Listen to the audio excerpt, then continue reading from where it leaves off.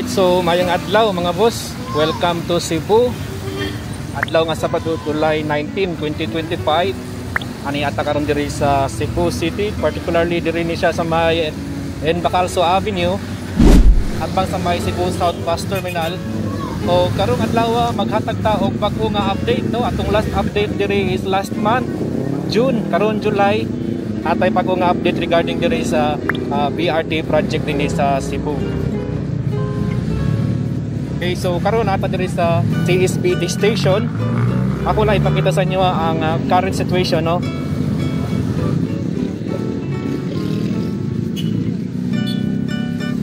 Fully installed kagyo diri ang tactiles and then the metal railings and glass railings, no, dinhi nga station.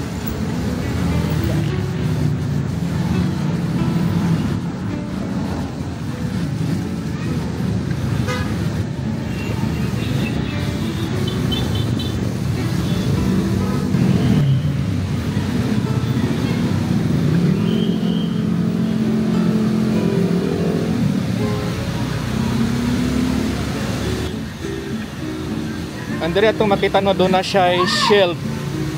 Ani mga fiberglass nga shield aron dili mabasa ang mga commuters during the pita.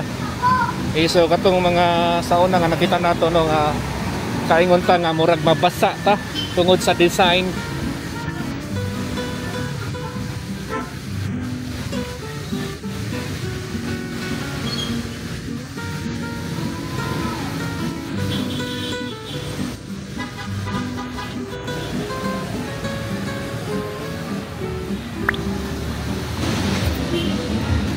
Ongoing construction lang gihapon diri guys, nato makita doon na scaffoldings and ganihan nakita nato ang mga pipila ka mga empleyado ka mga construction workers nga nagtrabaho diring dapita. Right, so padayon ta diri sa may CSBT station.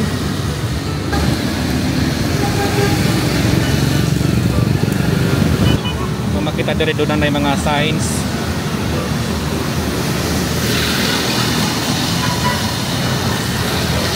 This is along Bacalso Avenue, so mo ni siya ang CSBT station. Tungod ni siya sa may City Mall.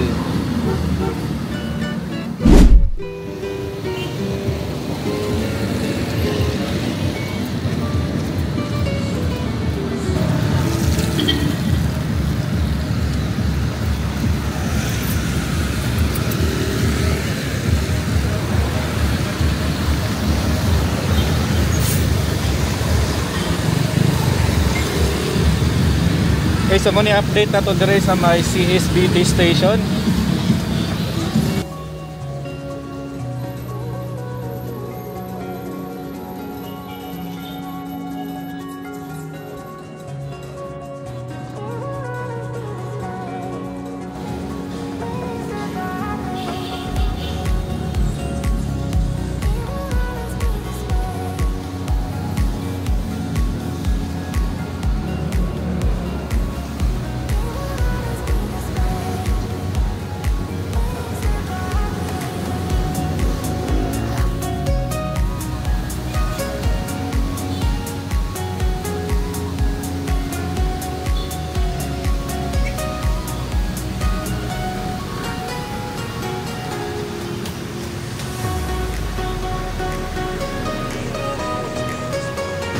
Right, so nata diri tungod sa may A-Mall.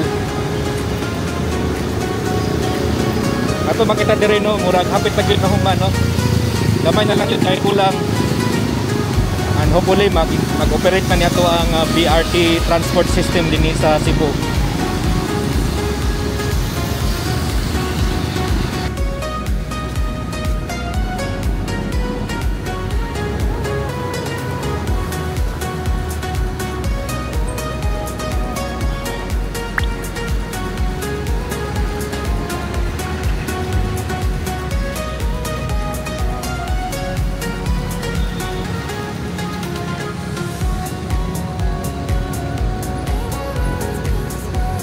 Kanay pedestrian walkway ni siya sa mga commuters gikan diri sa may A-Mall or diri sa may Bacalso Avenue ni siya guys. And padulog ni siya diri sa may BRT CSBT station.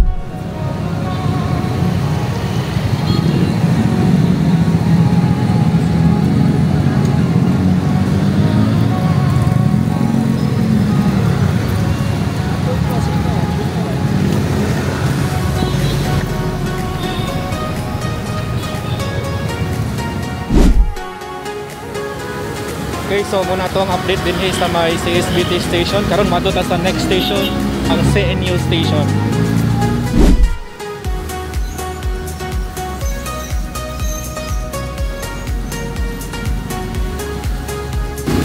Sidewalk along Fidel Rosario Street.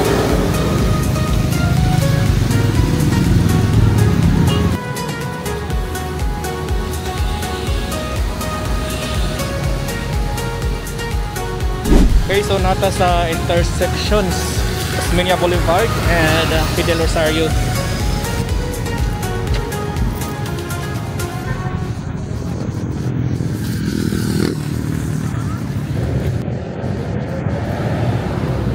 Mauna ni siya ang CNU station.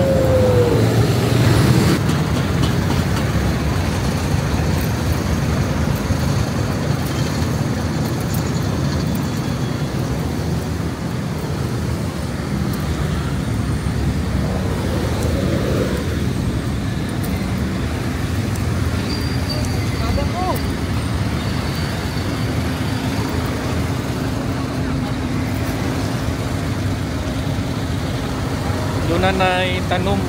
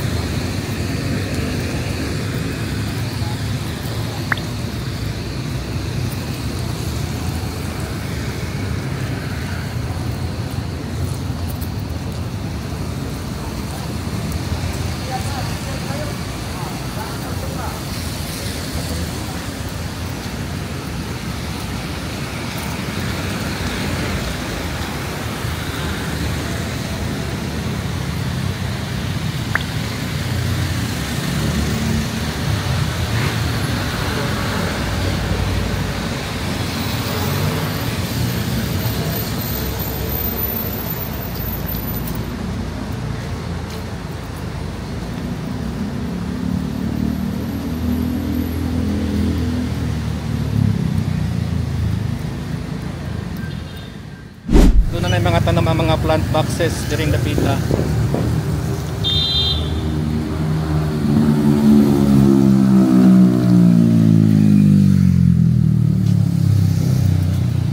So mao ni siya ang CNU station.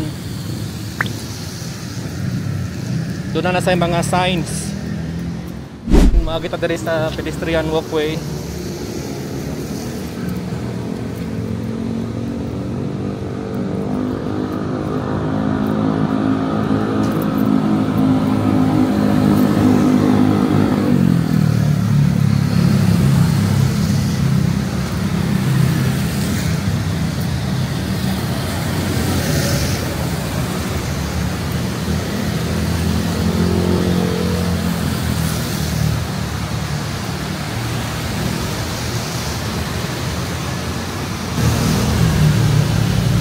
Okay, so mo ni siya ang CNU station at makita diri ang Cebu Normal University.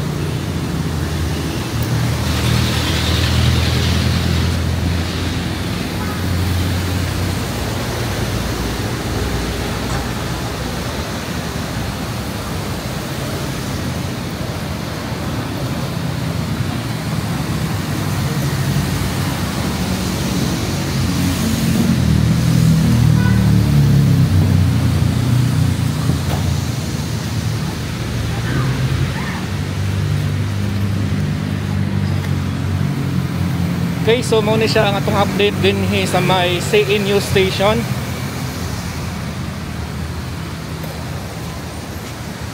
Atong makita nung hapit na gyud na human gamay na lay kulang para mag-operate na ang ato ang BRT transport system din sa Cebu.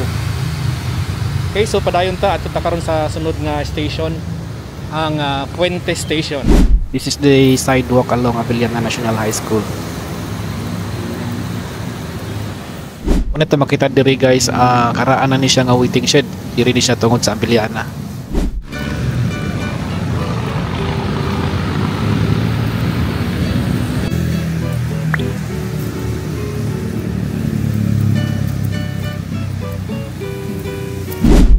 Tatungod sa may Shell.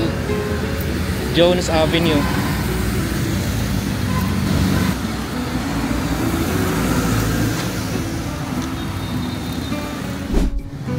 Niya tungod sa Visayas Med.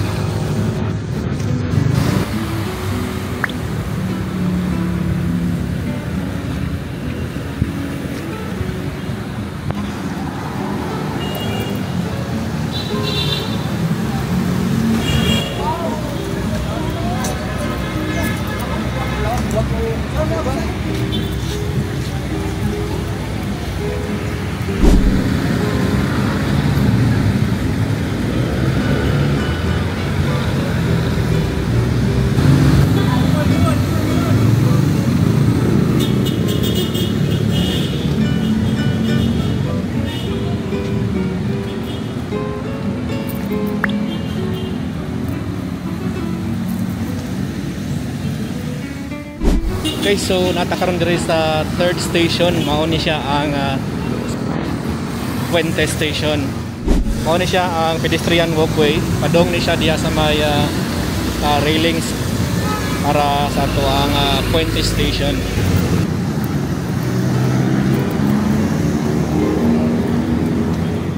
Mao ni siya ang BRT dedicated lanes. Padong ni siya sa downtown area.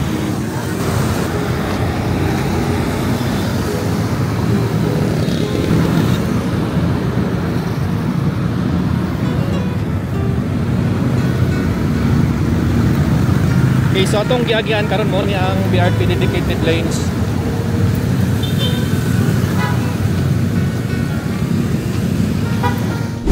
Ito makita dito yung mga kanom.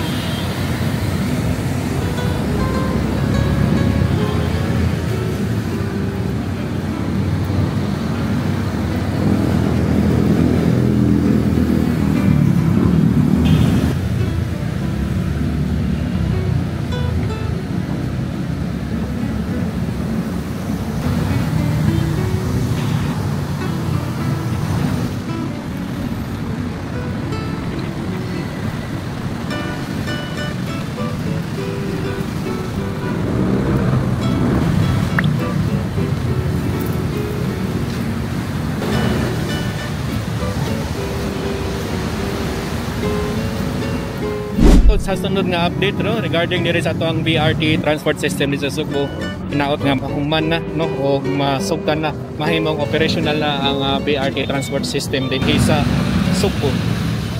Alright, so dili lang ta kutob guys no, daghang kaayong salamat sa inyong pagtan-aw, pagsubaybay sa ako ang mga contents regarding sa mga updates dinhi sa Subo o sa mga bagong bisita nako dinhi sa YouTube channel. Please don't forget to like and subscribe and hit the notification bell button para updated ka sa mga bago na ko nga uploads. So kasagaran ako nga content is regarding ragyod nino sa mga Cebu events, Cebu updates. Okay, so thank you so much for watching and see you on my next vlog.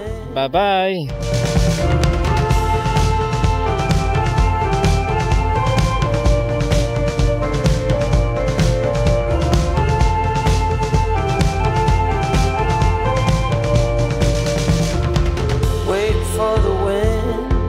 For the night, stand here a while, take a little time. Since you went away, it came to a halt. Silence is everywhere.